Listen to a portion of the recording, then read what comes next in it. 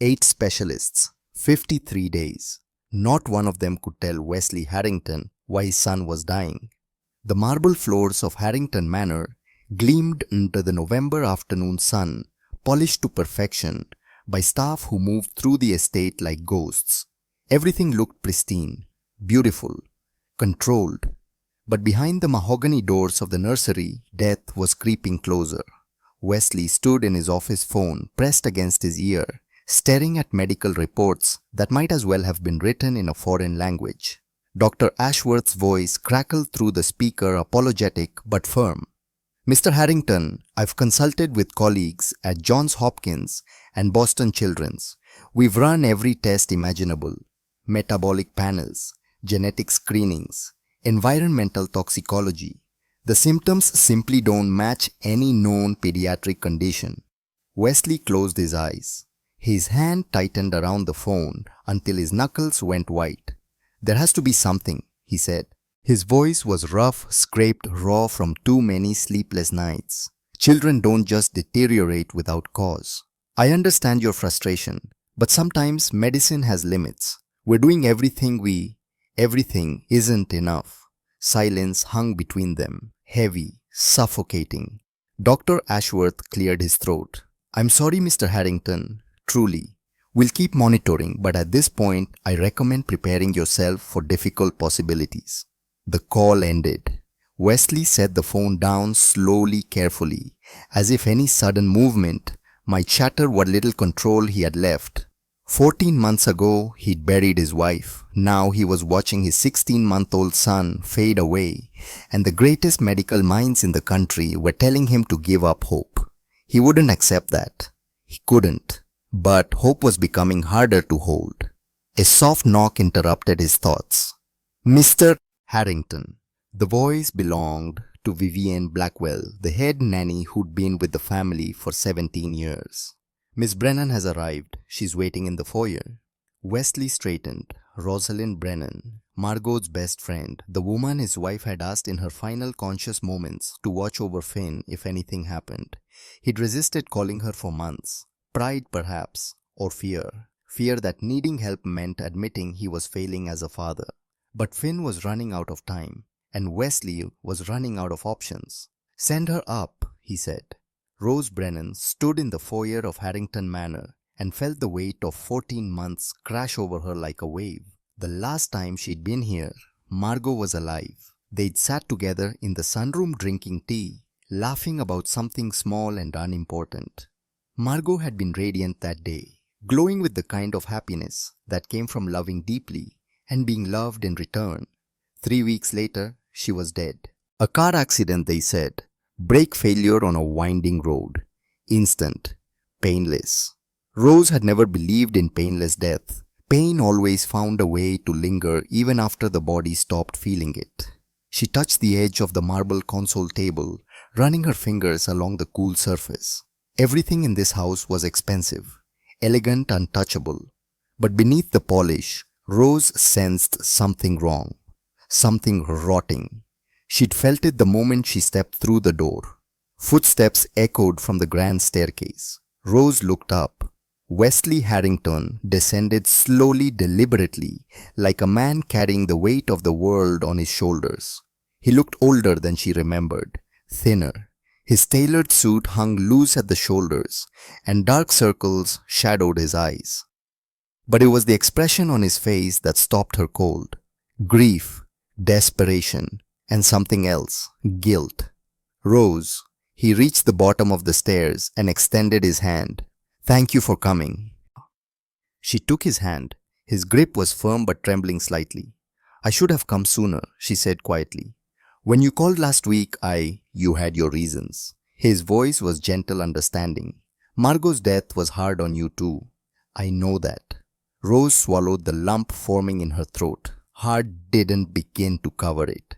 Margot had been more than a friend. She'd been the sister Rose never had. The person who'd pulled her out of the darkest period of her life after Cecilia died. And now Margot was gone too. You said Finn was ill, Rose said, redirecting the conversation before emotion could drown her. That the doctors can't find what's wrong. Wesley's jaw tightened. 8 specialists, 13 hospital visits, hundreds of thousands of dollars in testing. No answers. He's not even 2 years old yet and He stopped, unable to finish the sentence. Dying, Rose finished for him. Wesley flinched but nodded. I need to see him, Rosie said. Before Wesley could respond, another voice cut through the foyer. Mr. Harrington, is everything all right?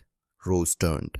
A woman descended the stairs behind Wesley, late 50s, slim and elegant, with silver-streaked dark hair, pulled into a flawless chignon. She wore a crisp navy dress and sensible heels. Her posture was perfect, her expression composed, but her eyes were cold, sharp, assessing. Miss Brennan, the woman said, offering a smile that didn't reach her eyes. I'm Vivian Blackwell Finn's primary caregiver. Mr. Harrington mentioned you'd be visiting. Primary caregiver, not nanny. The distinction felt deliberate. Rose extended her hand. It's nice to meet you. Vivian's handshake was brief, efficient, and frigid. I understand you were close with Mrs. Harrington. Yes, how lovely. Vivian's tone suggested anything but. Though I must say it's been quite some time since you visited. 14 months, isn't it? The jab was subtle but sharp. Rose felt it land. I've been in Vermont, Rose said evenly. Working. As a maid, I believe tons. Vivian's smile was polite, condescending. How practical. Rose's fingers twitched at her sides, but she kept her voice calm. Honest work. Of course. Vivian turned to Wesley. I was just about to give Finn his medication. If you'll excuse me. She glided past them, disappearing down the hallway toward the nursery wing. Wesley watched her go, then looked at Rose. Vivian has been invaluable these past months. I don't know what I would have done without her. Rose said nothing, but in her chest, a small, insistent alarm began to ring. The nursery door was painted soft blue, with Finn's name spelled out in wooden letters above the frame. Cheerful, innocent, a lie. Rose stepped inside and stopped breathing. The room was beautiful. Custom furniture, hand-painted murals of forest animals, a mobile hanging above the crib with delicate wooden birds. Sunlight streamed through gauze curtains, painting everything in soft gold. But the smell hit her first. Sickness, antiseptic, something medicinal and wrong. And beneath it all, fear. Finn lay in his crib, too still for a child his age. His eyes were open, but glassy, unfocused. His skin had a grayish pallor that made Rose's stomach turn. She moved closer, her heart breaking with every step. Hey, sweetheart, she whispered. Finn didn't react, didn't turn his head, didn't smile or reach for her the way babies should. Rose touched his forehead gently. Fever, high. His breathing was shallow, labored. His tiny chest rose and fell with visible effort. This wasn't just illness, this was suffering. When did the symptoms start? Rose asked, not taking her eyes off Finn.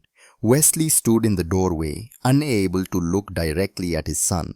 7 weeks ago, vomiting at first, then fever, now. He gestured helplessly. Has he been eating? Barely. Vivian manages to get formula into him, but he throws up most of it. And the doctors found nothing. Nothing. They keep saying viral infection, but the timeline doesn't fit. Viruses resolve or escalate. This just continues, getting worse but never quite. He couldn't say the word. Fatal. But it was heading there. Rose studied Finn carefully. His arms lay limp at his sides, one hand curled loosely around a stuffed rabbit. She reached down and gently lifted his wrist. Bruises, small, faded, but unmistakable. Finger marks. Rose's pulse kicked into overdrive. She carefully examined Finn's other arm. More bruises. These ones newer, darker. Wesley, she said quietly. Has Finn been falling, bumping into things?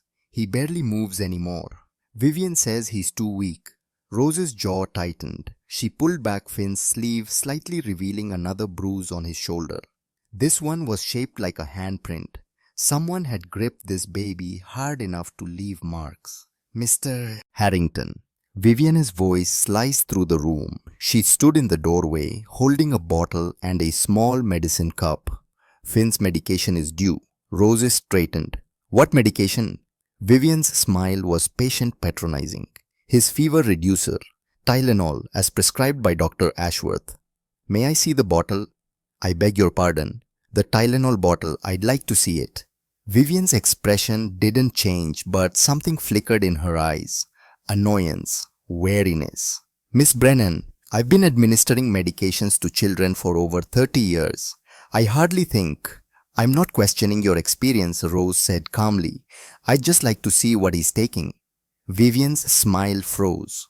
For a long moment, she didn't move. Then, very deliberately, she set the medicine cup down on the changing table and walked out of the room. Wesley frowned. Rose, Vivian knows what she's...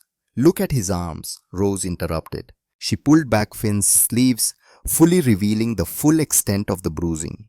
Wesley's face went pale. What is that? Finger marks. Someone's been gripping him. Hard. That's impossible. Vivian would never. I'm not saying she did, but someone did. Rose met his eyes. When was the last time you examined Finn yourself, really looked at him? Wesley opened his mouth, closed it. Shame flooded his face. I've been working, he said weakly. The company you needed to be here. The words came out harsher than Rose intended, but they were true. Wesley flinched like he'd been struck. Before he could respond, Vivian returned. She carried a bottle of children's Tylenol, still sealed in its original packaging. Here, she said, holding it out. As you can see, perfectly standard medication. Rose took the bottle. It was sealed, unopened, which meant Vivian hadn't been giving Finn Tylenol at all. Thank you, Rose said evenly. She handed the bottle back. I appreciate your time, Miss Blackwell. Vivian's eyes narrowed slightly. Of course, though I must say Miss Brennan Harrington trusts me with his son's care. I have been with this family for 17 years. I raised Finn since he was born. The message was clear. You're an outsider. You don't belong here. Rose smiled politely.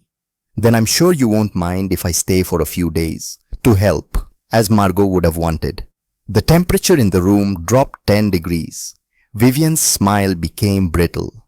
How thoughtful, though I'm not sure we have the guest accommodations prepared. The cottage, Wesley said suddenly. Both women turned to look at him. Margot's cottage in the garden. It's furnished. Rose can stay there. Vivian's mask slipped for just a fraction of a second. Rose caught it. Anger. Pure cold anger. Wonderful, Rose said. I'll get my things. The cottage was exactly as Margot had left it. Rose stood in the doorway, throat tight as memories flooded back. This had been Margot's sanctuary, her art studio, the place she'd escaped to when the demands of being Mrs. Harrington became too heavy. Canvases still leaned against the walls, half-finished paintings frozen in time. The easel stood by the window, a dried palette resting on the stool beside it. Margot had been painting a garden scene the last time Rose visited. Now the painting would never be finished. Rose set her suitcase down and walked through the small space slowly. One bedroom, a kitchenette, a bathroom with Margot's favorite lavender soap still sitting by the sink. Everything smelled like her. Rose pressed her hand against the wall and let herself cry for exactly 2 minutes. Then she wiped her face, straightened her spine and got to work. She pulled out her phone and opened a blank note. At the top, she typed Finn. Observation log. Beneath it, she began writing everything she'd noticed. Day 1, November 15th. Symptoms. Fever est. 102, 103 degrees. Lethargy. Shallow breathing. Poor color. Bruising. Multiple marks on both arms. One handprint, a shape mark on shoulder. Medication. Vivian. Claims to be giving Tylenol. Bottle presented was sealed, unused. Red flag. Why lie about medication? Rose stared at the last line. Vivian had lied. The question was, why? And what else was she lying about? Outside, the November wind rattled the windows. Rose glanced at the clock. 9:30 p.m. The main house was dark except for a few lit windows on the second floor. The nursery was on the second floor.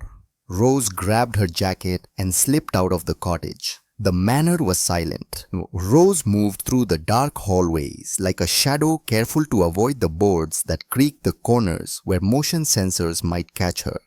She'd grown up in a house like this. Different estate, different family, but the same rules. Staff were invisible, seen but never noticed. She knew how to move unseen. The nursery door was closed but not locked. Rose turned the handle slowly, inch by inch, until the latch released with the softest click. She slipped inside. The room was darker than before, illuminated only by a small nightlight shaped like a moon. Finn lay in his crib, making small whimpering sounds in his sleep. Rose approached carefully and placed her hand on his forehead. Burning. His fever was worse, much worse. "It's okay, sweetheart," she whispered. "I'm here." She moved to the changing table where Vivian kept supplies. A logbook sat on top documenting medications and feeding times. Rose opened it and ran her finger down the entries. November 14th, 8:00 p.m. Tylenol, 2.5 ml administered. November 15th, 8:00 a.m. Tylenol, 2.5 ml administered. November 15th, 8:00 p.m. Tylenol, 2.5 ml administered. All lies. Rose checked the medicine cabinet, mounted on the wall. She found the children's Tylenol bottle, the same one Vivian Nain had shown her earlier, still sealed, which meant for at least 3 days, possibly longer. Finn had been suffering with a fever over 102 degrees without any medication at all. This wasn't negligence. This was deliberate. Rose's hands shook as she photographed the logbook, the sealed bottle, everything. Then she checked Finn's arms again, pulling back his sleep sack gently. Her blood went cold. New bruises, darker, fresher. These hadn't been there 8 hours ago. Someone had hurt this baby tonight. Rose felt rage bubble up inside her, hot and sharp. But she forced it down, channeled it into focus. She needed proof. Real proof. Something Vivian couldn't explain away or deny. Rose looked around the nursery thinking. Then her eyes landed on the baby monitor. It was an expensive model mounted on the wall with a camera that tracked movement.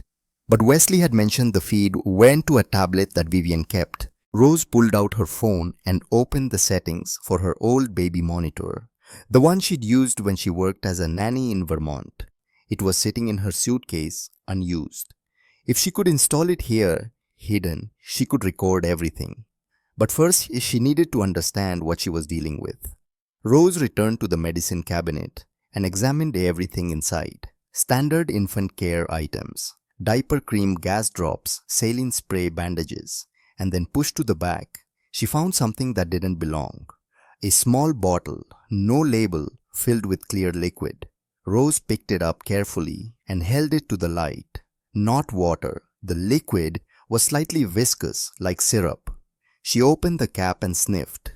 Odorless. Her mind raced. What would be clear, odorless, and hidden in a baby's medicine cabinet? Nothing good. Rose took a photo of the bottle, then carefully placed it back exactly where she'd found it. She was about to leave when Finn made a sound. Not a cry. Worse. A wet, choking gurgle. Rose rushed to the crib. Finn was convulsing his body, rigid foam gathering at the corners of his mouth. Seizure. "No, no, no," Rose whispered frantically. She turned him on his side, supporting his head, making sure his airway stayed clear. The seizure lasted 45 seconds. When it ended, Finn went limp unconscious. Rose's heart hammered against her ribs. She needed to get Wesley.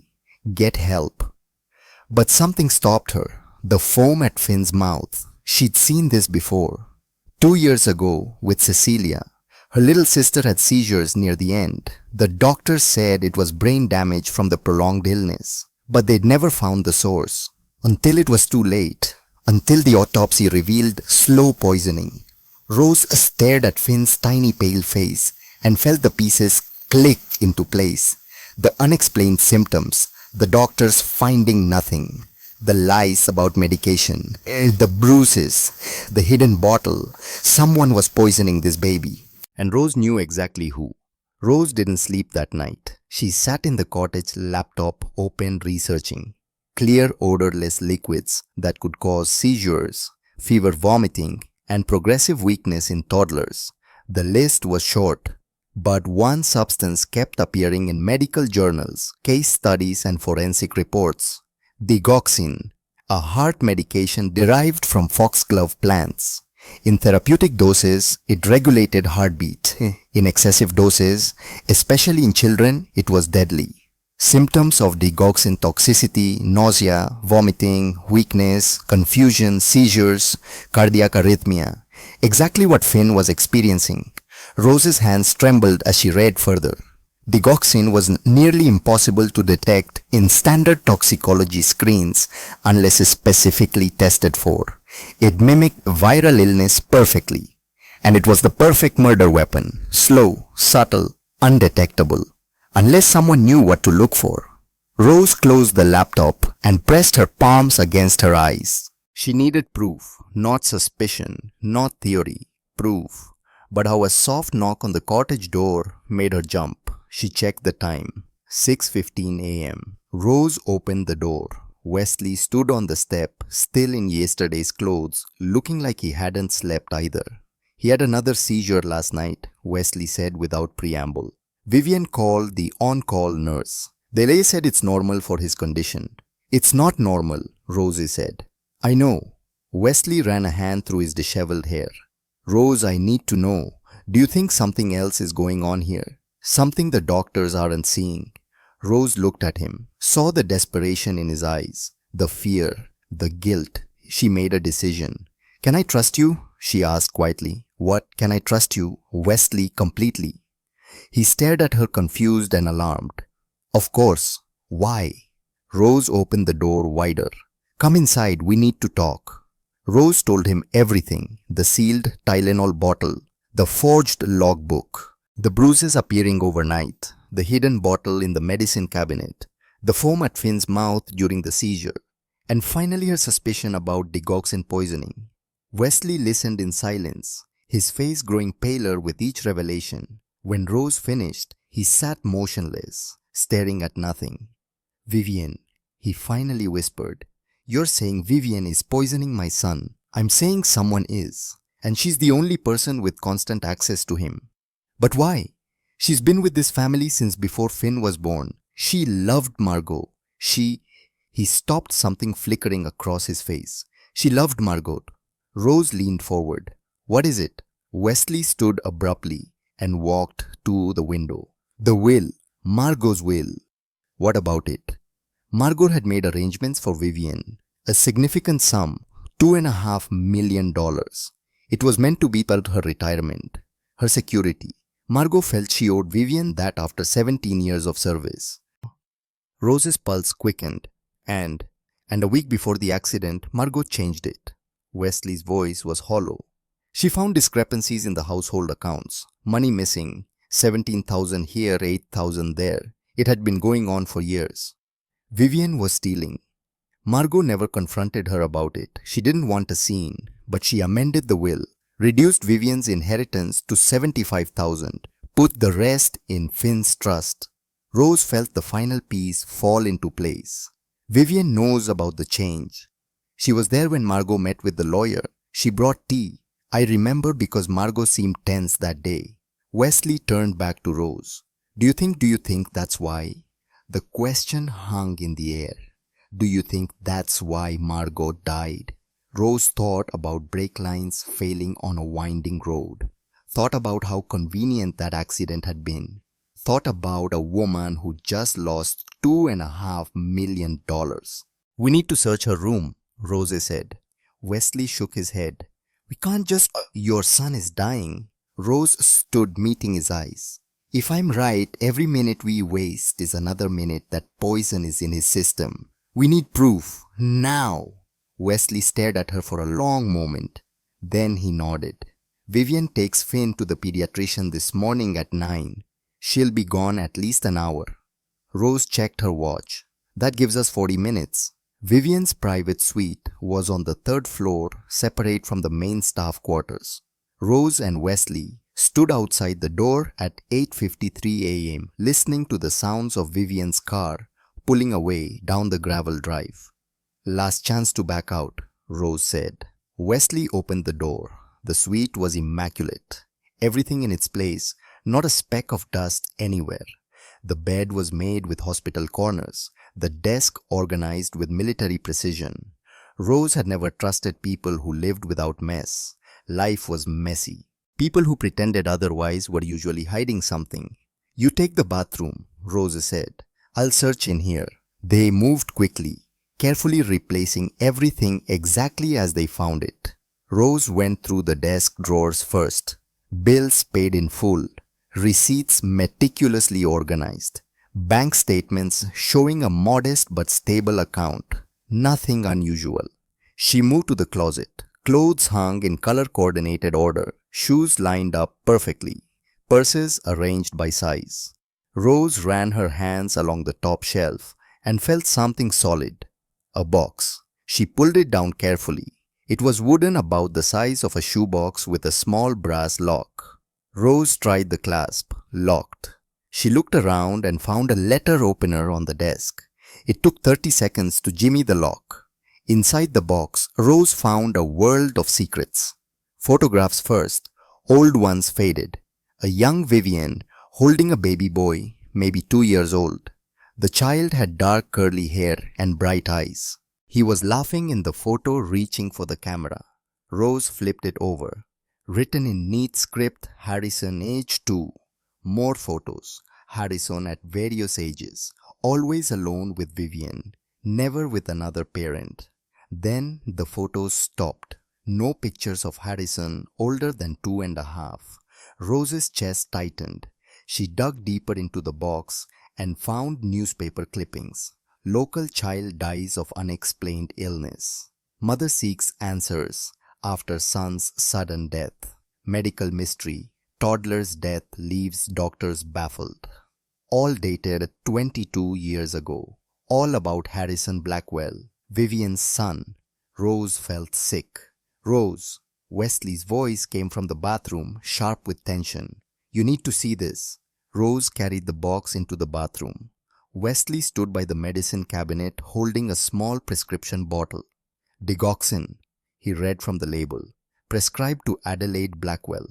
Vivian's mother. Died 8 years ago. Heart condition." Wesley looked at Rose. "This prescription is 15 years old. Why would Vivian keep it?" Rose didn't answer. She was staring at something else. On the counter, partially hidden behind a tissue box, was a leather journal. Rose picked it up with shaking hands and opened to the first page. "They took everything from me. My son, my life, my future. Rich people always take. They never pay. But I will make them pay. I will take what they love most. Just like they took Harrison." Rose flipped through the pages, her horror growing with each entry. Day 1 started treatment. Small dose in morning bottle. He won't suspect. Day 8 symptoms beginning. Vomiting, fever. Dr. Ashworth called. Running tests. Day 14 increased dosage. Physical discipline also necessary. The boy cries too much. Margot would be horrified. Perfect. Day 21 Wesley is breaking. Good. He needs to feel what I felt. Watching helplessly. Begging doctors. Finding nothing. Day 35. Soon it will be over. The boy will die. They'll never find the cause. Just like Harrison. Just like my son. And Wesley Harrington will spend the rest of his life wondering what he did wrong. The journal ended 3 days ago. Rose's hands shook so violently, she nearly dropped it. "Oh my God," Wesley breathed. "She's been doing this for weeks. She's been killing him slowly, right in front of me." "We need to call the police," Rose said. "Right now. And we need to get Finn to a hospital immediately. They need to test for digoxin and start treatment before." A sound made them both freeze. A car door slamming. Rose rushed to the window. Vivian's vehicle was back in the driveway. "She's home early," Rose whispered. Wesley quickly shoved the digoxin bottle in his pocket. Rose clutched the journal and photographs. They could hear footsteps below, the front door opening. Vivian's voice calling out to staff. "We need to get out of here," Wesley said urgently. Rose grabbed the box of photographs and newspaper clippings. They couldn't leave this evidence behind. They moved to the door, listening. Vivian's footsteps were on the second floor, now moving away from them toward the nursery wing. "Now," Wesley whispered. They slipped out of the suite and down the servants' staircase at the back of the house, moving as quickly and quietly as possible. By the time Vivian climbed to the third floor to change her clothes, Rose and Wesley were safely in his study with the door locked. Rose set the journal and box on Wesley's desk, her hands still trembling. "She doesn't know," she said. "She doesn't know we found everything." Wesley stared at the evidence spread before them. "Which means she'll continue. She'll think she's still safe. And we can catch her." Rose pulled out her phone. "But first we call Detective Morris. Now." Detective Harold Morris had known Margot Harrington since she was a child. He'd been a young patrol officer when the Ashby family, Margot's family, had their annual garden parties. He'd worked security details, watched Margot grow from a precocious 10-year-old into a brilliant, kind woman. When Margot died, he'd attended the funeral. When Wesley called that morning, voice shaking, saying he had evidence his son was being poisoned, Morris drove to Harrington Manor immediately. Now he sat in Wesley's study, reading Vivian's journal for the second time. "Jesus Christ," he muttered. "How long has this been going on?" "At least 7 weeks, Rose said. "Probably longer." "And the doctors found nothing." "Digoxin toxicity mimics viral illness perfectly. Unless you're specifically looking for it, it's nearly impossible to detect." Morris closed the journal carefully. "We need to get Finn to a hospital immediately. They'll need to run a specialized toxicology screen and start treatment if the levels are as high as you suspect." "And Vivian?" Wesley asked. "We need more than this." Morris gestured to the evidence. "Don't misunderstand, this is damning. But a good defense attorney will argue the journal could be fabricated. The digoxin bottle belonged to her mother. The photographs prove she lost a child, but not that she's harming yours." "What about the logbook?" Rose held up her phone, showing the photographs she'd taken. "She's been lying about giving Finn medication." "It's good, but it's not enough for first-degree murder charges. We need to catch her in the act." Morris stood and paced the study. "What we need is video evidence, irrefutable proof of her administering the poison." Rose felt her stomach turn. "You want us to let her continue poisoning Finn?" "Not continue," Morris said quickly. "But we need to catch her attempting it. If we can get her on camera with audio of her admitting what she's doing, we'll have everything we need to put her away for life." Wesley's face was pale. "How do we do that?" Rose already knew. She'd been thinking about it since they'd found the journal. "I have a baby monitor," she said. "From when I worked as a nanny in Vermont. It has high-definition video and audio recording. If we install it in Finn's nursery tonight, hidden where Vivian won't see it, we can record everything." "And then?" Wesley asked. "Then we wait," Morris said. "Vivian thinks you're both oblivious. She'll continue her routine, and we'll catch her." "How long?" Wesley's voice was tight. "Could be tonight, could be tomorrow. But based on her journal entries, she's close to finishing this. She won't wait long." Rose thought about Finn, lying in that crib, suffering. Every instinct screamed at her to grab the baby and run. But if they didn't catch Vivian properly, she might escape justice, might hurt another child in another family. "We do it," Rose said. "Tonight." Installing the camera took 17 minutes. Rose waited until 11 p.m. when Vivian retired to her suite, and Wesley dismissed the remaining staff for the evening. The manor settled into silence. Rose moved through the dark hallways, baby monitor in hand, and slipped into Finn's nursery. The baby was sleeping fitfully, his breathing ragged. Rose wanted to scoop him up, rush him to a hospital, demand they test for digoxin immediately. But that would tip their hand, and Vivian would escape. So Rose forced herself to be patient.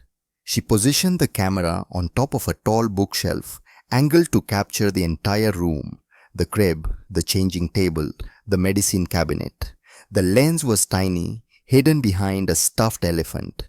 Unless someone knew exactly where to look, they'd never see it. Rose tested the feed on her phone. Perfect. She could see everything. Back in the cottage, Rose set up the laptop. The camera feed showed Finn's nursery in perfect detail. The green glow of the nightlight casting everything in an eerie hue. Wesley sat beside her, staring at the screen. Detective Morris was in an unmarked car down the street, ready to move the moment they called. "Now we wait," Rose whispered. They didn't have to wait long. At 1:47 a.m., the nursery door opened. Vivian entered, moving confidently in the darkness. She wore a silk robe and carried something in her hand. A bottle. Rose leaned closer to the screen, her heart pounding. Vivian went to the medicine cabinet and removed the unlabeled bottle Rose had seen before, the one filled with clear liquid. She measured out a careful dose using a medicine dropper. Then she lifted Finn from his crib. The baby stirred but didn't wake. Vivian held him with practiced ease, supporting his head, positioning the dropper at his lips. "No," Wesley breathed beside Rose. "No, we have to stop her." "Wait." Rose grabbed his arm. "We need her to say something, anything. We need audio." On screen, Vivian administered the dose. Finn's face scrunched, but he swallowed reflexively. Vivian set him back in the crib and stroked his hair. When she spoke, her voice was almost tender. "Shh, little one. It will be over soon. No more pain, no more suffering. Just like Harrison, you'll be at peace." She leaned down and kissed his forehead. "And your father will finally understand what loss really means." Rose hit the save button and dialed Morris simultaneously. "We have it," she said when he answered. She just dosed him. "It's all on video. I'm 2 minutes out. Don't let her leave." Rose and Wesley ran from the cottage to the main house. They burst into the foyer just as Vivian was descending the main staircase, having returned from the nursery. She stopped when she saw them. For a moment, no one moved. Then Vivian smiled, cold, calculating. "Up late, are we?" she said pleasantly. "I was just checking on Finn. He's sleeping peacefully." "I'm sure he is," Wesley said. His voice was steady, but Rose could see his hands shaking. "After you poisoned him." Vivian's smile didn't waver. "I have no idea what you're talking about." "We have it on video," Rose said. "Everything. The digoxin, your confession, all of it." For the first time, Vivian's composure cracked. Just a fraction, but it was enough. "You're bluffing," Vivian said. Rose held up her phone. The video paused on a frame showing Vivian holding the dropper to Finn's mouth. The color drained from Vivian's face. "Vivian Blackwell," Detective Morris's voice came from the doorway behind her. "You're under arrest for attempted murder, child endangerment, and poisoning." 2 uniformed officers entered with him. Vivian didn't run, didn't fight.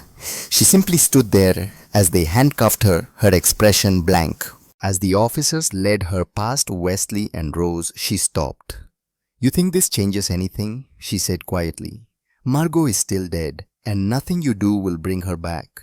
"No," Wesley said, "but justice for her murder is a start." Vivian's eyes widened. "You can't prove." "We found your journal," Rose interrupted. "Every word, including the part where you bragged about cutting the brake lines." Vivian's mask shattered completely. Pure hatred flooded her face. "She deserved it," Vivian hissed. "That sanctimonious bitch. 17 years I gave her, 17 years of my life, and she threw me away like garbage over some petty money. She stole my future, so I took hers." The confession hung in the air. "Take her," Morris said. As they led Vivian out, Wesley turned to Rose. "We need to get Finn to the hospital, now." Memorial Hospital's pediatric emergency department was a blur of fluorescent lights and urgent voices. Finn was rushed into an examination room the moment they arrived. Nurses swarmed him, hooking up monitors, drawing blood, starting IVs. Rose and Wesley stood outside the room watching through the glass partition as doctors worked. "Mr. Harrington," A woman in a white coat approached. "I'm Dr. Reeves, the toxicologist on call. Detective Morris briefed me on the situation. We're running a comprehensive panel including cardiac glycosides. Results should be back within the hour." "Will he be okay?" Wesley's voice cracked. Dr. Reeves's expression was carefully neutral. "Digoxin toxicity is serious, especially in children. But if we caught it early enough, and if we can stabilize his heart rhythm, he has a good chance. The next 12 hours will be critical." She disappeared back into the examination room. Rose guided Wesley to a chair in the waiting area. He collapsed into it, his face in his hands. "I didn't see it," he whispered. "My own son was being murdered right in front of me, and I didn't see it. You couldn't have known. I should have known. I'm his father. I should have." He couldn't finish. Rose sat beside him. "Vivian fooled everyone. The doctors, the staff, Margot. She's been planning this for years. You're not responsible for her evil. But I am responsible for my negligence." Wesley looked at her eyes red. "I was so consumed by grief over losing Margot that I forgot Finn needed me. I let Vivian take over because it was easier, because I couldn't face being a parent without Margot there to guide me." "Then don't make the same mistake twice," Rose said gently. "Finn needs you now. Be there. That's all you can do." Before Wesley could respond, Dr. Reeves emerged again. Her expression was grim. "The results are back. Digoxin levels are 4 times the therapeutic range. His potassium is critically elevated. His heart is showing signs of arrhythmia." She paused. "I need to be honest with you, Mr. Harrington. This is one of the worst cases of pediatric poisoning I've ever seen. The fact that he survived this long is remarkable." "What do we do?" Wesley stood steadying himself against the chair. "We've started digoxin-specific antibody therapy. It will bind to the toxin and help eliminate it from his system. We're also correcting his electrolyte imbalances and monitoring his heart continuously. But..." Dr. Reeves hesitated. "The damage may already be extensive. We won't know the full extent until the toxin clears. Can I see him?" "Of course. But please prepare yourself. He's very ill." Wesley followed Dr. Reeves into the room. Rose stayed in the hallway, giving him space. Through the glass, she watched Wesley approach his son's bedside. Finn looked impossibly small in the hospital bed, surrounded by wires and tubes and beeping machines. Wesley reached out and gently touched Finn's hand. And then he broke, shoulders shaking, head bowed, silent sobs racking his body. Rose turned away, giving him privacy for his grief. Her phone buzzed. "Detective Morris, need your statement. Can you come to the station tomorrow morning?" "Rose, yes." "How is she?" "Morris denying everything. Lawyer already arrived. This is going to be complicated." Rose stared at the text. Complicated, because of course it was. Vivian had been right about one thing: she had connections, money, influence. This wasn't over. Not by a long shot. Rose returned to Harrington Manor at dawn. She needed to find something, anything that would cement the case against Vivian. The journal was powerful evidence. The surveillance video was damning. But Rose knew how courts worked. Vivian's lawyer would argue the video was inadmissible, that the journal could have been forged, that Rose and Wesley had manufactured evidence because of grief and desperation. They needed something irrefutable. Rose entered Wesley's study and began searching through filing cabinets, household accounts, insurance policies, legal documents, and then in a folder marked estate planning, she found it. Margot's will, 2 versions. The original, dated 3 years ago, was exactly as Wesley had described. $2.5 million to Vivian Blackwell for 17 years of devoted service. But the amended version, dated 6 days before Margot's death, told a different story. "I, Margot Catherine Harrington, being of sound mind, do hereby revoke all previous provisions regarding Vivian Blackwell. After discovering significant financial improprieties, I can no longer in good conscience provide the previously arranged bequest. Instead, I leave the sum of $75,000 to Miss Blackwell as a severance payment, with the stipulation that she vacate the premises within 30 days of my death." 30 days. Vivian hadn't just lost $2.5 million. She'd lost her home, her position, her entire life. Rose kept reading. Attached to the will was a letter from Margot to her attorney dated the same day. Michael, I know this seems harsh, but I have no choice. The accountant found evidence of systematic theft going back at least 6 years. 17,000 from the household budget in 2017, 8,000 in 2018. The amounts increase each year. When I confronted Vivian about it this morning, she didn't deny it. She simply said she deserved the compensation beyond her salary.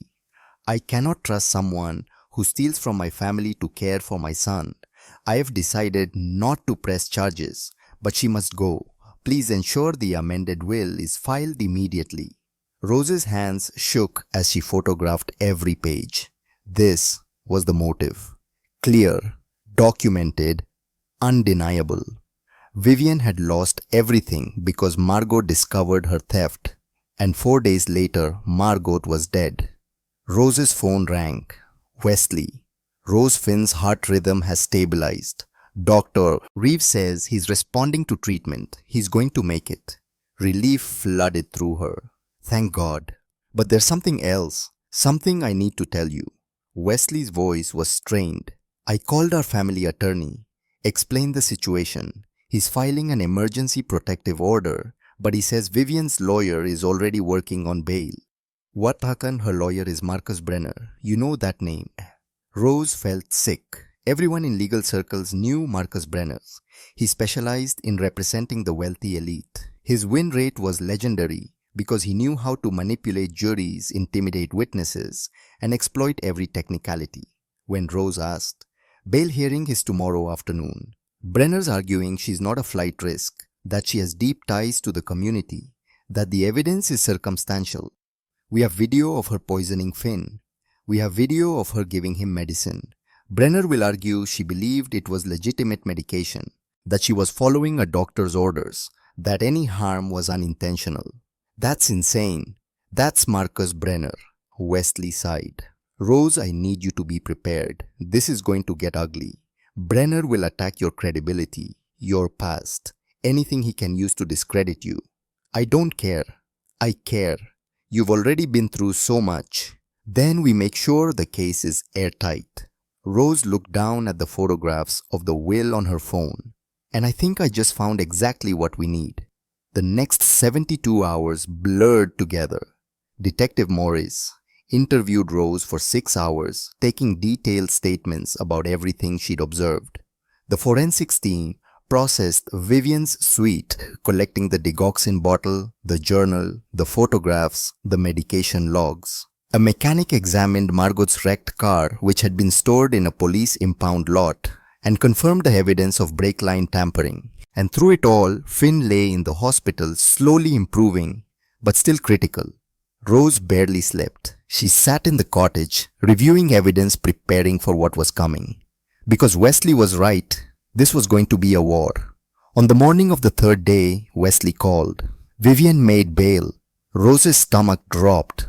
What? Brenner convinced the judge she's not a danger. House arrest with ankle monitor. She's staying at her sister's house across town. That's insane. She tried to murder a child. I know. Wesley sounded exhausted. But there's more. Brenner is pushing for a speedy trial. He wants this in front of a jury within 3 months. Why so fast? Because he knows the longer this drags out, the worse it is for Vivian. But if he can get it to trial quickly, before we have time to build an airtight case, he might be able to create reasonable doubt. Rose closed her eyes. What do we do? We fight back. Wesley's voice hardened. I'm organizing something, a family gathering. The Harrington Foundation Christmas Gala. 2 weeks from now. A party, Wesley, your son is in the hospital. I know, but this isn't about celebration. It's about support. The foundation board, our donors, the community leaders who've known Vivian for years, they all need to hear the truth from us before Brenner spins this into a story about a grieving father making false accusations. Rose understood. You want to control the narrative. I want people to see the evidence before Brenner buries it in legal manipulation. Will you be there? Of course. Good. Because I'm going to need you to speak. Tell them what you saw. Make them understand. Rose's throat tightened. Public speaking terrified her. But Finn was worth facing that fear. I'll do it, she said. The Harrington Manor ballroom was transformed. White lights dripped from the ceiling like frozen rain. Evergreen garlands wrapped around marble columns. Crystal chandeliers threw prismatic light across 200 guests dressed in evening gowns and tuxedos. It looked like a fairy tale. But Rose knew better. This was a battlefield. She stood in the corner of the room wearing a simple black dress that Wesley's sister had lent her watching guests arrive. Board members, donors, society matrons, business partners, and reporters. Wesley had made sure the press was here. Across the room, Detective Morris stood in plain clothes watching, waiting. Rose's phone buzzed. Wesley, everything ready. Rose, yes. You, Wesley, as ready as I'll ever be. The speech was planned for 8 p.m. after dinner when everyone was settled and couldn't easily leave. Rose checked her watch. 7:43. 17 minutes. She moved through the crowd, invisible as always. Staff. Help. Unimportant. She heard snippets of conversation as she passed. Can you believe the accusations? Vivian Blackwell of all people. William Marcus Brenner says it's all fabricated. The girl was jealous, wanted Vivian's position. Poor Wesley. First his wife, now this scandal. The man can't catch a break. Rose kept moving. In the hallway outside the ballroom, she found a quiet corner and pulled out her phone to check the footage one more time. The video was queued up, ready. The photographs of the whale were saved. The medical reports from the hospital were printed and collated. Everything was prepared. Rose just had to hold herself together for 17 more minutes. 12 minutes, 7 minutes. 4. At exactly 8 p.m. the lights dimmed. Wesley stepped onto the small stage at the front of the ballroom. A microphone stand waited for him. The crowd quieted. Rose moved to the side of the room where she could see everyone's faces. Wesley gripped the microphone. When he spoke, his voice was steady but heavy with emotion. Thank you all for coming tonight. I know many of you are here out of concern, curiosity, perhaps even skepticism about recent events. I'm grateful for your presence, regardless of your reasons. He paused, looking out at the crowd. 14 months ago, I lost my wife Margot in what I believed was a tragic accident. 7 weeks ago, I almost lost my son Finn to what I believed was a mysterious illness. Tonight I'm here to tell you that neither of those things was true. Murmurs rippled through the crowd. Both were attempted murder, committed by someone I trusted, someone we all trusted. The murmurs grew louder. Vivian Blackwell has been with my family for 17 years. She raised my son. She comforted me through my grief. And all the while she was planning to destroy us. Someone in the crowd shouted, "That's absurd." Wesley held up a hand. I know how this sounds. I know how difficult it is to believe, but I'm not asking you to take my word for it. I'm going to show you. He gestured to Rose. She stepped onto the stage, legs shaking. Wesley handed her the microphone. 200 pairs of eyes turned to her. Rose took a breath. My name is Rosalind Brennan, she began. I was Margot Harrington's best friend. Before she died, she asked me to watch over Finn if anything happened to her. 3 weeks ago, Wesley called me because Finn was dying and no one could tell him why. She clicked the remote in her hand. Behind her, a large screen flickered to life. The surveillance footage began to play. The ballroom went silent. They watched as Vivian entered the nursery. Watched as she removed the unlabeled bottle from the medicine cabinet, watched as she measured the dose, watched as she lifted Finn and administered the poison, and they heard her voice. Shh, little one, it will be over soon. Just like Harrison, you'll be at peace, and your father will finally understand what loss really means. The video ended. No one moved. Rose's voice was steady now, stronger. Finn Harrington survived because his father came home early and we discovered what was happening in time. But Vivian Blackwell has already succeeded once. Margot's car accident was no accident. The brake lines were cut, and tonight I'm going to show you why. She clicked again. The photographs of the will appeared on screen. The crowd leaned forward reading. Original $2.5 million, amended $75,000, and Margot's letter explaining why. Systematic theft, financial improprieties. I can no longer trust her. Rose let them read. Let the evidence sink in. Vivian Blackwell lost everything when Margot discovered she'd been stealing. So she killed Margot. And then she started killing Finn. Slowly, methodically, using digoxin poisoning that would mimic natural illness. Rose looked out at the crowd. I'm just a maid. I have no connections, no power, no influence. But I love that little boy enough to pay attention when something felt wrong. And I'm standing here tonight to ask all of you to do the same. Don't look away. Don't make excuses. Don't let money and status blind you to evil. She set the microphone down. The ballroom exploded. Questions, shouts, arguments. Some people believed, some defended Vivienne, some simply didn't know what to think. But they were all talking, and that was exactly what Wesley needed.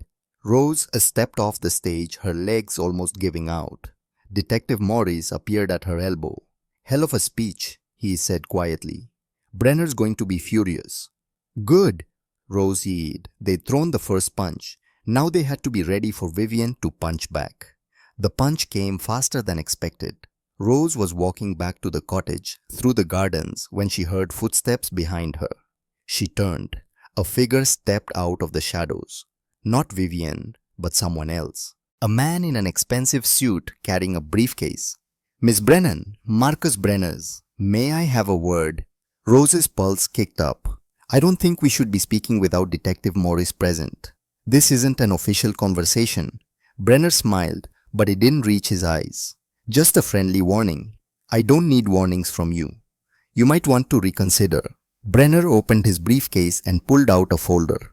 Rosalind Margaret Brennan, age 28, born in Burlington, Vermont. Sister Cecilia died 2 years ago of complications from an undiagnosed illness. Rose went cold. Except it wasn't undiagnosed, was it? Brenner continued.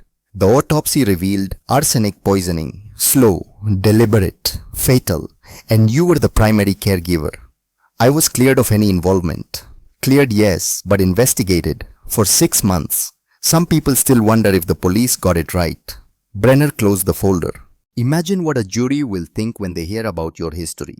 Your sister dies mysteriously under your care. And now you're accusing someone else of the exact same crime. Rose felt sick. You're threatening me. I'm warning you. Drop this crusade. Stop making speeches. Let the courts handle it. Because if you don't, I will bury you. I will make sure every person in that courtroom believes you're projecting your own guilt onto my client. Vivian is guilty. Prove it. Brenner leaned closer. You have circumstantial evidence and a lot of emotion.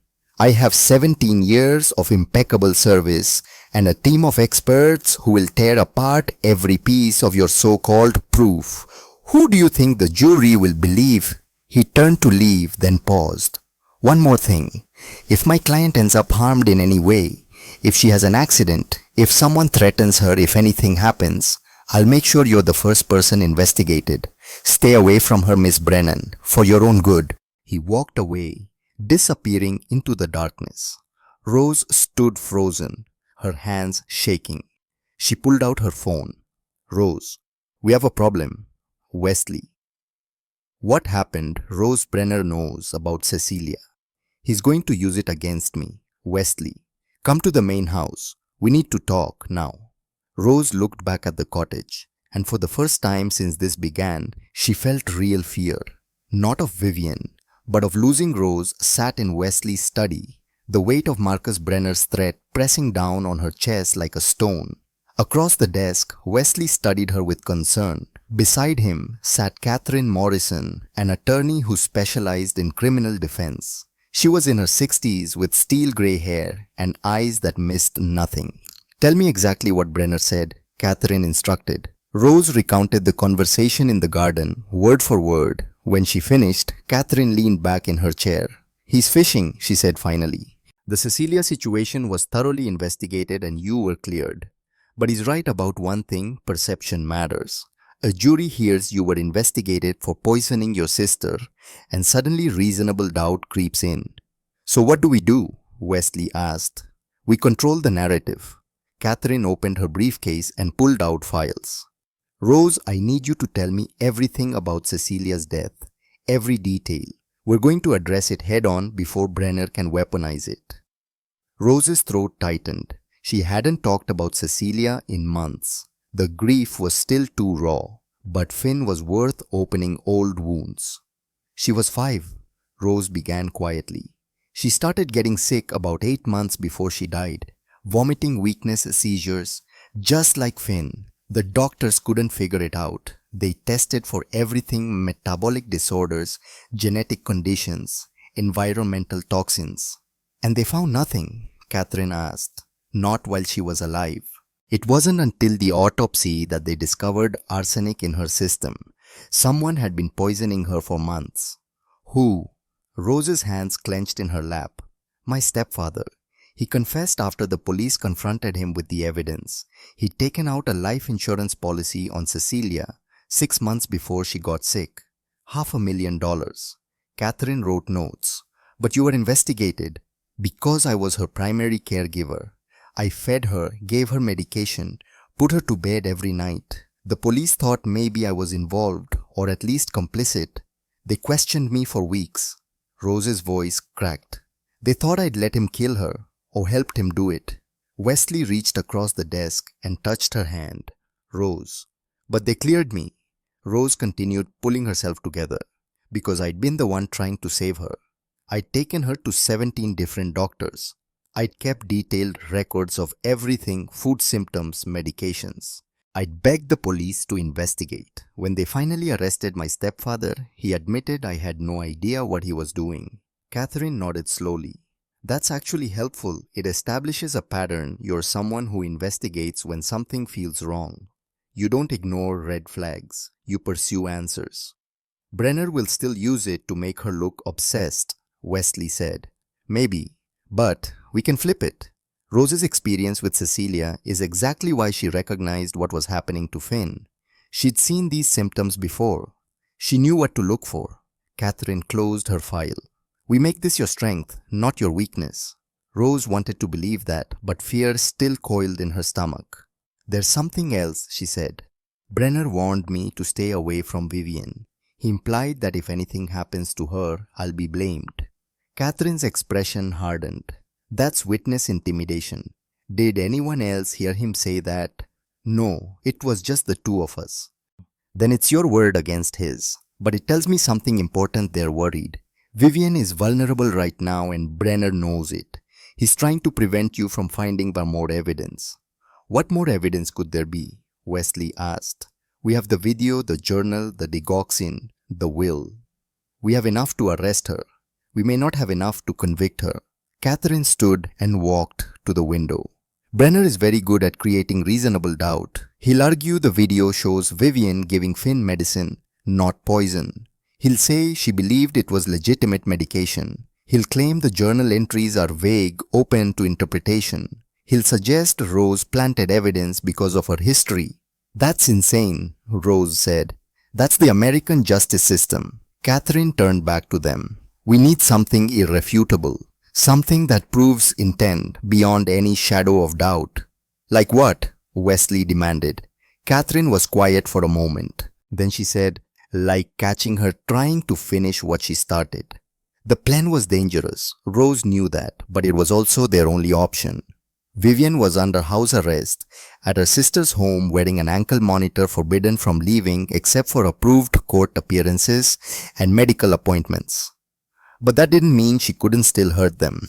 She has access to a phone, Catherine explained 3 days later, standing in Wesley's study with Detective Morris. She can communicate with people, hire people, destroy evidence remotely. What kind of evidence? Rose asked. The mechanic who examined Margot's car, Detective Morris said. His name is Robert Dalton. He's prepared to testify about the brake line tampering. But he's also the only witness who can definitively connect the sabotage to Vivian. Has he been threatened? Wesley asked. Not yet, but Brenner knows about him. It's only a matter of time before Vivian tries to influence his testimony. Rose understood. You want to use him as bait. We want to give Vivian an opportunity to make a mistake, Catherine corrected. If she reaches out to Dalton, if she tries to threaten him or bribe him, we'll have proof of witness tampering. That's a separate felony. It shows consciousness of guilt. And if she tries to hurt him, Rose asked, we'll be watching, protecting him. Detective Morris pulled out a file. But there's something else, something that might draw Vivian out more directly. He slid a photograph across the desk. Finn, healthy, smiling, sitting in a hospital playroom with toys. He's being discharged tomorrow, Detective Morris said. The digoxin is out of his system. His heart rhythm is stable. Medically, he's ready to come home. Wesley's face lit up with relief, then darkened with understanding. You want to use my son as bait? No, Rose said immediately. Absolutely not. We are not putting Finn in danger. We wouldn't, Catherine said. But Vivian doesn't know that. As far as she's aware, Finn coming home means he can testify eventually. Children's testimony is limited, but at his age, certain reactions can be documented. If he shows fear around Vivian's photograph, if he exhibits trauma responses that can be presented to a jury. So Vivian has motivation to make sure Finn never makes it to trial, Rose said slowly. Exactly. The room fell silent. Finally Wesley spoke. What's the plan? The announcement was carefully orchestrated. Wesley posted on social media something he rarely did, a photograph of Finn in the hospital accompanied by text. Grateful beyond words. Finn is coming home tomorrow. Thank you to everyone who prayed for us during this nightmare. Within an hour, the post had 3,000 shares. By evening, it was local news, and Vivian, watching from her sister's house, would know. But what Vivian didn't know was that Finn wasn't actually coming to Harrington Manor. Detective Morris had arranged for the boy to be transferred to a secure safe house instead, with round-the-clock protection from child services. The announcement was a trap. And Rose was the bait. She stayed at the manor that night, sleeping in the cottage with her phone on the nightstand. Detective Morris and 2 plainclothes officers were stationed around the property. Catherine had arranged for additional security cameras to be installed covering every entrance. Everything was ready. At 11 p.m. Rose's phone buzzed. Detective Morris' movement detected at the north gate. Someone cut the security system. Rose sat up, heart pounding. Rose, is it her? Morris? Can't confirm yet. Stay inside. Lock the doors. Rose didn't lock the doors. Instead, she pulled on her jacket and slipped outside. If Vivian had sent someone, if they were making their final move, Rose needed to see it. Needed to stop it. The November air was frigid, biting through her clothes. Rose moved silently through the garden, following the stone path toward the main house. A shadow moved near the conservatory windows. Rose froze. The shadow solidified into a figure dressed in black, moving deliberately toward the house's side entrance. Too tall to be Vivian. Rose pulled out her phone to text Morris, but before she could, the figure turned. Not Vivian. A man. Large, muscular, wearing a ski mask. He was carrying something, a crowbar. Rose's breath caught. Vivian had hired someone. The man jimmied the side door open with practiced efficiency. He slipped inside. Rose didn't think. She ran. Into the house through the hallway, following the sound of footsteps on the stairs. He was heading toward the nursery. No, Rose whispered. She grabbed a fireplace poker from the entry hall and ran up the stairs. The man was at the nursery door, now pushing it open. Stop, Rose shouted. The man turned. Rose swung the poker. She missed his head, but caught his shoulder.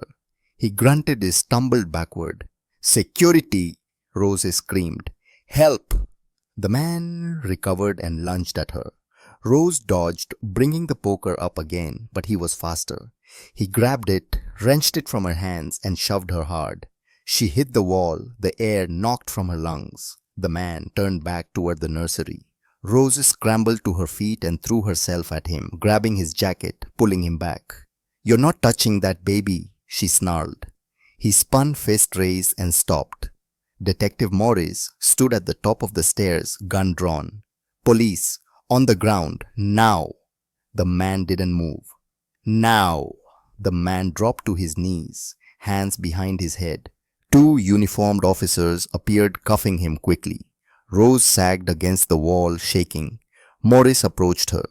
"You okay? Is Finn?" "Finn's not here. We moved him to a safe house this morning. The post was a decoy. We kept the location completely confidential. Only 3 people knew you, me and child services." Rose stared at him. "You used me as bait too." "We needed Vivian to make her move, and she did." Morris gestured to the man being led away.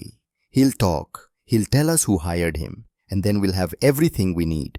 Rose wanted to be angry, but mostly she just felt tired. The man's name was Derek Sutton.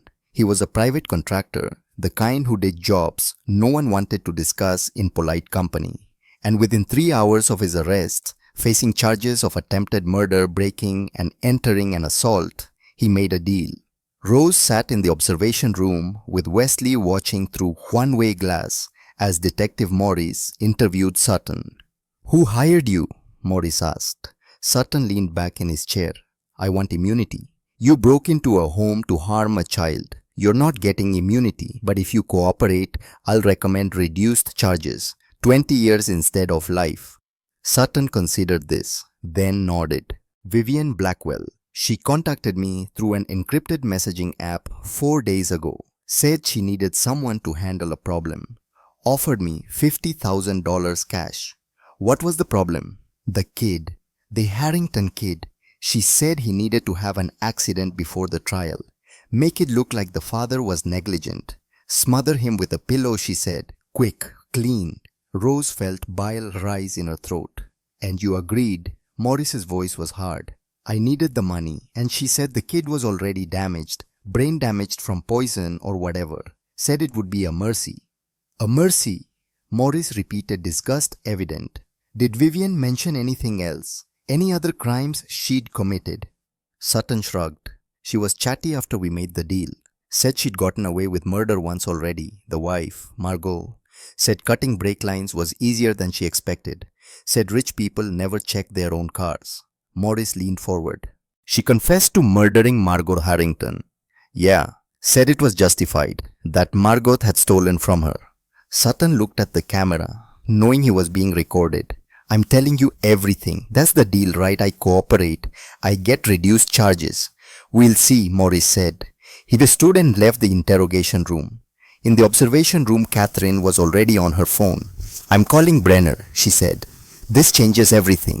Vivian just confessed to first-degree murder through a hired killer.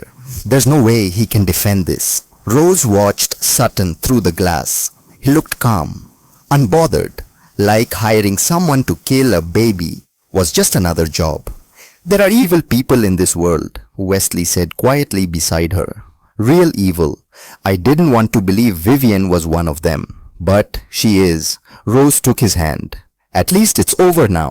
But she was wrong. It wasn't over yet. 6 weeks later, Rose sat in a courtroom packed with spectators, reporters, and cameras. The trial of Vivian Blackwell had become a media sensation. Society nanny turned murderer. Wealthy family torn apart. A heroic maid who saved a child. The story had everything. Rose hated every second of it. She'd been on the witness stand for 4 hours yesterday, recounting everything she'd seen. Brenner had cross-examined her mercilessly, bringing up Cecilia's death, implying obsession, suggesting fabrication. But Catherine had prepared her well. Rose had stayed calm, factual, unshakable. Today was the final day of testimony. Vivian herself was taking the stand. Rose watched as Vivian was led into the courtroom. She looked different, smaller. Her hair had gone completely gray. Her expensive clothes had been replaced with a simple dress. She looked like someone's grandmother, harmless. The jury would see that Rose knew. They'd see a woman who looked incapable of violence. That was the danger. Vivian took the stand and was sworn in. Brenner approached. "Miss Blackwell, can you tell the court about your relationship with the Harrington family?" Vivian's voice was soft, trembling. "I loved them. I gave them 17 years of my life. I raised Finn from birth. I thought of him as my own grandson. And yet you're accused of trying to murder him. How do you respond to that?" "It's not true." Tears welled in Vivian's eyes. I would never hurt a child. I lost my own son Harrison when he was just a baby. I know the pain of losing a child. I would never inflict that on anyone. Brenner nodded sympathetically. What about the video? The surveillance footage shows you administering something to Finn. I was giving him his medication, his prescribed medication. I had no idea it was harmful. Dr. Ashworth had told me. Objection, Catherine interrupted. Dr. Ashworth has already testified that he never prescribed digoxin for Finn Harrington. But sustained, the judge said. Brenner continued smoothly. Miss Blackwell, is it possible you were confused, that in your grief over Harrison you made a mistake? I don't know. Vivian covered her face with her hands. Maybe I did. I've been so confused since Margot died. I loved her. Her death devastated me. Speaking of Margot's death, Brenner said, you're also accused of tampering with her vehicle. What do you say to that? I've never touched her car. I don't even know how to tamper with brakes. The prosecution has no evidence linking me to that accident, except the testimony of a criminal trying to reduce his sentence. Brenner let that hang in the air. No further questions, he said. Catherine stood for cross-examination. Miss Blackwell, she began. You say you loved Finn like a grandson, is that correct? Yes. Then why did you write in your journal, and I quote, soon it will be over. The boy will die. They'll never find the cause. Just like Harrison. Vivian's composure cracked slightly.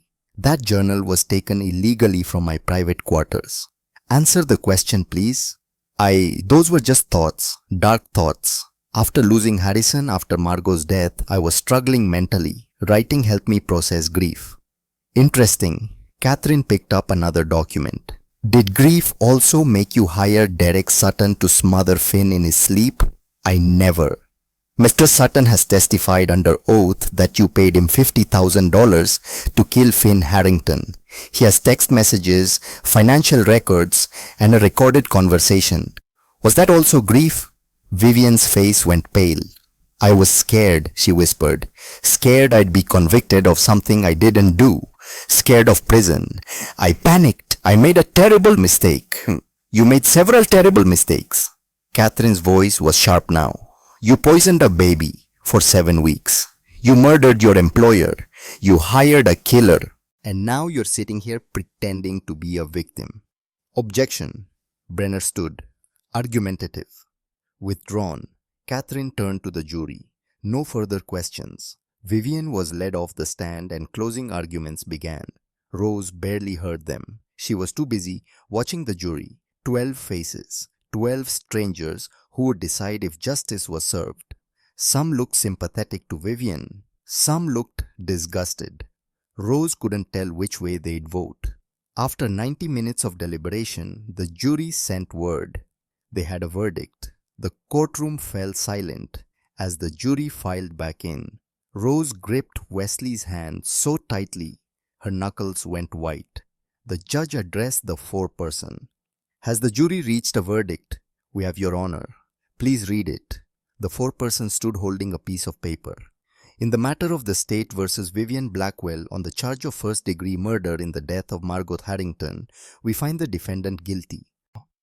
Rose's breath caught. On the charge of attempted murder of Finn Harrington, we find the defendant guilty. On the charge of child endangerment, we find the defendant guilty. On the charge of poisoning, we find the defendant guilty. On the charge of solicitation of murder, we find the defendant guilty. Vivian collapsed in her chair, head in her hands. Brenner stood objecting, calling for a mistrial, arguing procedural errors. The judge denied everything. Sentencing will be scheduled for 2 weeks from today, the judge announced. The defendant will remain in custody until that time. Court is adjourned. The gavel fell. Rose felt Wesley's arm around her shoulders as she finally let herself cry. They'd won. Justice had been served. 14 days later, Rose sat in the same courtroom as the judge delivered Vivian's sentence. The crimes you committed were heinous, calculated, and motivated by greed. You murdered a woman who trusted you. You tortured an innocent child. You showed no remorse, even when caught. Vivian stared straight ahead, expressionless. I hereby sentence you to life in prison without the possibility of parole for the murder of Margot Harrington. Additionally, 45 years for the attempted murder of Finn Harrington to be served concurrently. You will spend the rest of your natural life incarcerated. Vivian was led away in handcuffs. She didn't look back. Rose watched her go and felt nothing but relief. 4 months later, spring arrived at Harrington Manor. The gardens bloomed with tulips and daffodils. Cherry blossoms drifted on warm breezes. And in the ballroom, 200 guests gathered for the first annual Margot Harrington Memorial Ceremony. Rose stood backstage in a simple blue dress, her hands shaking. "You'll be wonderful," Wesley said beside her. "Just speak from the heart. I hate public speaking. I know, but they need to hear from you." The ceremony began with speeches from board members, testimonials about Margot's charity work, and the announcement of a new pediatric protection program in her name. Then, Wesley took the stage. "Today, we honor someone who embodies everything Margot valued: courage, compassion, and an unwavering commitment to protecting the innocent." Rosalind Brennan didn't have medical training. She didn't have wealth or connections. What she had was a mother's intuition and the bravery to act on it. He gestured for Rose to join him. She walked onto the stage on trembling legs. Wesley held up a crystal award engraved with Margot's name and the words "Guardian Heart." "Rose, you saved my son's life. You honored my wife's final wish. And you showed all of us what true heroism looks like. On behalf of the Harrington Foundation, it is my honor to present you with the first Guardian Heart Award." He handed her the award. The room erupted in applause. Rose looked out at 200 faces and felt tears blur her vision. "I'm not a hero," she said into the microphone. "I'm just someone who paid attention when something felt wrong, who trusted my instincts, who refused to look away." She paused, gathering her thoughts. We live in a world that tells us to mind our own business, to not make waves, to trust authority and accept explanations. But sometimes the person in authority is the danger. Sometimes the explanation is a lie. And sometimes the only thing standing between an innocent life and tragedy is one person willing to ask questions. Rose looked directly at the audience. "If you see something wrong, speak up. If someone you love is suffering, investigate. Don't let fear or social pressure silence you. Because your voice matters. Your instincts matter. You matter." She set the award down and stepped back. The applause was deafening. As Rose left the stage, she felt something shift inside her. For 2 years, she'd carried guilt over Cecilia's death, wondering if she'd missed something, if she could have done more. Now, finally, she'd saved a child. And that made all the difference. 8 months after Vivian's conviction, Rose stood in the garden of Harrington Manor, watching Finn toddle across the lawn. He was 2 years old now, healthy, happy, laughing as he chased butterflies through the flowers. No more seizures, no more fevers, no more fear in his eyes. Just joy. "Lena," Finn called his newest word. "Look." He'd found a ladybug on a daisy and was holding it carefully in his palm. Rose knelt beside him. "Wow, that's beautiful, sweetheart. Should we let it fly?" Finn nodded solemnly and opened his hand. The ladybug crawled to his fingertip, spread its wings, and disappeared into the sky. Finn clapped with delight. Rose heard footsteps behind her and turned. Wesley approached, carrying a small cake with 2 candles. "Ready for the party?" he asked. He's been ready since breakfast. They'd planned a small celebration, just family and close friends. Nothing elaborate. Finn was too young for elaborate, but Sarah Wesley's sister had arrived yesterday, and Margot's mother would be here soon, and a few of Finn's little friends from the park. It was perfect. As they walked toward the house, Finn between them, each holding one of his hands, Rose felt something she hadn't felt in years. Peace. "I got the letter from the nursing board," she said. "I passed the examination. I'm officially a registered nurse." Wesley smiled. Margot would be so proud. "I hope so." They reached the patio, where a small table was set up with presents and decorations. Finn spotted the cake and squealed with excitement. The party was joyful, chaotic, full of laughter and sticky frosting and off-key singing. As the afternoon sun slanted golden through the trees, Rose stepped inside to get more juice boxes. In the hallway, she paused at a photograph on the wall. It was from Margot's funeral. She and Wesley standing together, grief etched on both their faces, baby Finn in Wesley's arms. Next to it was a new photograph taken last week. The same three people, same pose. But everything had changed. They were smiling now. Finn was bigger, healthier, and the weight of grief had lifted, replaced by something gentler. Hope. Rose touched the frame gently. "Thank you," she whispered to Margot's image. "Thank you for trusting me." Rose. Wesley's voice came from the patio. "Finn wants you to see his new truck. Coming." She took one last look at the photographs, past and present, grief and healing loss, and love, and walked back into the sunshine. Outside, Finn ran to her with his arms outstretched. "Mama Lena up." Rose's heart stopped. Mama, who had never called her that before. She looked at Wesley, who had tears in his eyes. "He's been practicing," Wesley said softly. "I told him it was okay, if that's all right with you." Rose couldn't speak. She just scooped Finn into her arms and held him close, breathing in the scent of baby shampoo and frosting and sunshine. "I love you too, sweetheart," she whispered. "So much." As the party continued around them, as friends laughed and children played and the world kept turning, Rose realized something profound. She hadn't just saved Finn's life. He'd saved hers too, because in protecting him, she'd found purpose. In fighting for him, she'd found strength. And in loving him, she'd found home. 3 months later, the legal papers came through. Rosalind Brennan was officially granted shared guardianship of Finn Harrington. Not a maid, not a friend, family. And on the day she moved permanently into the cottage, Margot's cottage, now hers, Rose stood on the porch watching Finn play in the garden. Wesley joined her, 2 cups of coffee in hand. "You know," he said, "Margot always said this cottage was meant for someone special, someone who understood what really mattered." "She was an artist," Rose said.